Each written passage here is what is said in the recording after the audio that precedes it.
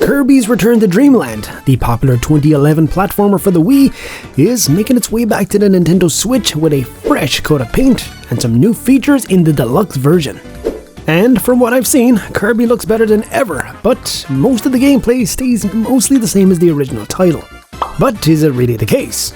Are there any significant changes you should know about before diving in? Or is it even worth playing for the old players? These are some of the most common and important questions that I will answer in today's video as we review Kirby's Return to Dreamland Deluxe. So without any further ado, let's get started.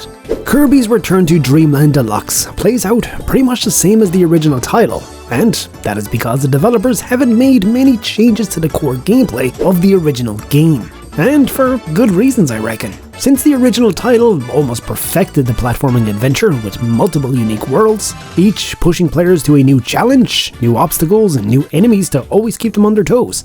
You get the exact same taste of thrill and excitement as you play through different stages of the game. However, the first few stages feel much less daunting and almost effortless to get by, thanks to all those godlike abilities that let you annihilate your opponents without putting much effort in at all, really. But the thing is, that doesn't make the game any less exciting. As a total newbie to the game, this might just be more thrilling and captivating for you. But as you progress through the initial worlds, the mini-bosses and obstacles start getting more fierce and competitive, forcing you to change your strategies, and well, that's when things get a little more deluxe-y, as you realize Kirby has some newfound powers that I definitely loved. But more on that later. So as far as the gameplay mechanics and maps go, you don't see or feel much change. At least not until you reach the later half of the game, where things really start to get challenging, which makes total sense. The re-released Switch version of Kirby's Return to Dreamland comes with overhauled graphics with a sprinkle of new content. This gives Kirby's already colourful world an even more vibrant and inviting look, especially for the younger audience.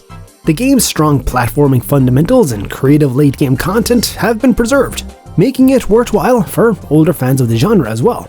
As for new content, Kirby seems to have developed some unique skills and abilities that will help him take out the hordes of enemies more efficiently and with style. Firstly, Kirby's sand ability is a unique addition to his arsenal, enabling him to create sandcastles and fist from flurries to pummel his enemies. This versatile skill is perfect for players who relish trying out new playstyles. On the other hand, the mecha ability is a true powerhouse, allowing Kirby to zip around the screen at lightning speed, unleash laser beams, plant explosive mines, and even launch rockets at airborne foes. So there's plenty of fun to be had with Kirby's newfound abilities while you admire the beauty of the world around you. And if you ever feel like the game's getting a little overwhelming, which I totally doubt you ever will, but you could just jump into the easy mode and get Magalore to assist you during your wild adventure.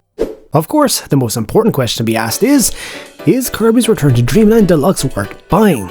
Absolutely yes! And also no.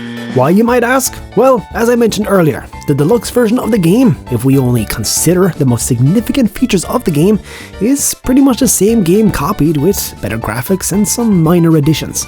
So players who have already played through the adventure might not be thrilled as a total newbie to this genre, except for that little hit of nostalgia. But for new players, it is a must-play adventure game that combines classic platforming with exhilarating action. And to make the pie even sweeter, there's a multiplayer co-op mode that allows you to team up with up to 4 friends to tag along in this wildly challenging adventure. You can play as Meta Knight, King DDD, and Badana Waddle Dee. Each character has their own unique set of abilities, making co-op play more dynamic and fun. Keeping in mind how Deluxe is exactly the same game with better graphics and some more content, it is naturally better than the original. It's like Mario on steroids, but cuter. So there's that. Kirby's Return to Dreamland Deluxe is out now, and I definitely think you should give it a try.